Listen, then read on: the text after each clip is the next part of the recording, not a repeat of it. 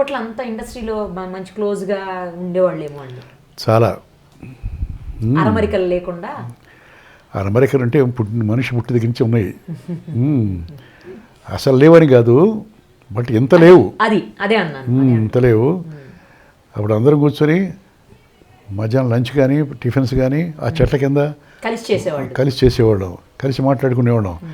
Short అయిపోతే బయటకు వచ్చి కూర్చొని ఫ్లోర్ బయట అందరం కుర్చీలు వేసుకుని కూర్చొని చెట్ల కింద కూర్చొని మాట్లాడుకునేవాళ్ళం. ఇప్పుడు ఆ కల్చర్ పోయింది, మొత్తం క్యారవాన్లు. ఒక సినిమాలు యాక్ట్ చేసిన 2 సినిమాలు చేసినోడుగా షార్ట్ అవుతుంది, క్యారవాన్లు దూరుతున్నారు. క్యారవాన్లు లేకపోతే అసలు ఒప్పుకోవడంలా ఇవాళ రోజున. మాకు పాత వాళ్ళం కాబట్టి మాకు ఆ క్యారవాన్లో కూర్చునే అలవాటు లేదు. ఇప్పుడు కూడా క్యారవాన్ పెట్టినా కూడా మేము అసలు క్యారవాన్లోకి పోము. ఆరు బయట కూర్చొని అక్కడే మేకప్ వేసుకుంటాం, అక్కడే భోజనం చేస్తాం. అది మాకు నచ్చదు ఆ క్యారవాన్ సిస్టమ్. ఆ రోజుల్లో అంటే అందరం కలిసి హ్యాపీగా మాట్లాడుకుంటూ అన్ని విషయాలు చెప్పుకుంటూ కలిసి భోజనం చేస్తూ కలిసి టిఫిన్ చేస్తూ జోకులు వేసుకుంటూ ఉండేవాళ్ళం. కల్చర్ పోయింది ఇప్పుడు. ఎవరికి వాడే యమునా తీరైన లెవెల్లో స్టార్ట్ అయిపోయింది. కాకుండా ఒక సినిమా 2 సినిమాలు చేసిన వాళ్ళు కూడా వాళ్ళు ఎక్కడో అసలు ఆకాశంలో ఉన్నట్టుగా బిహేవ్ చేస్తున్నారు అప్పుడే. వాళ్ళ అమాయకత్వం అంతే. ఆనాటి డైరెక్టర్స్లో మీరు బాగా ఇష్టపడేవాళ్ళు ఎవరు? ఆనాటి డైరెక్టర్స్ అందరూ సమర్థులు, గొప్పవాళ్ళు. చాలా అద్భుతంగా కథను కానీ ఆ తర్వాత డైలాగ్స్ కానీ సంగీతాన్ని కానీ ఏమాత్రం వదిలిపెట్టేవాళ్ళు కాదు. కథాబలం. ఎంతమంది హీరోస్ ఉన్నా ఎవరు చేసినా మహానటులు యాక్ట్ చేసినా కూడా మెయిన్ హీరో కథ. కథ లేకపోతే ఎవరు ఏమీ చేయలేరు. రామారావు గారు కూడా కొన్ని సినిమాల్లో చేశారు. ఇద్దరికి చేసినా కూడాను సక్సెస్ చేయలేకపోయారు. ఇది కథ లేక.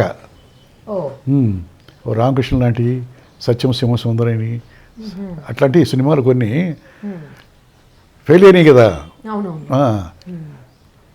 కథ బాగుంటే ఆర్టిస్టులు మోసుకుపోతారు అద్భుతంగా.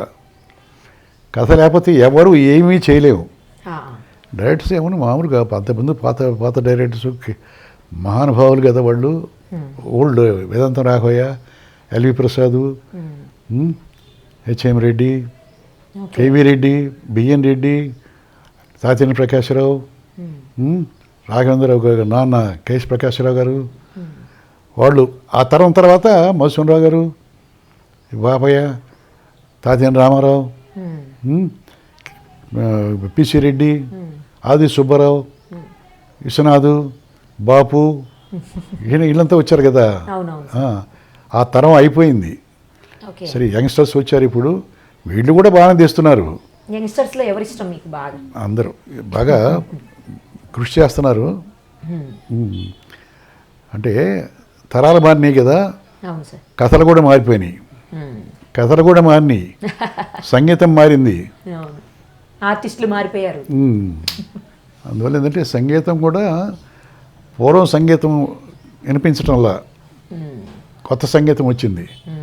అంటే ఆ సంగీతం మాకు నచ్చపోవచ్చు, ఇప్పుడు జనాన్ని నచ్చిందో నచ్చలేదో నాకు తెలియదు ప్రేక్షకులకి. ఆ సంగీతం వేరు, ఆ డెడికేషన్ వేరు. Please subscribe mirror TV. Please watch and share mirror TV. Thank you. Please subscribe to Mirror TV. Hi, this is Prashant Verma. Please subscribe to Mirror TV. Please subscribe to Mirror TV. Please subscribe Mirror TV.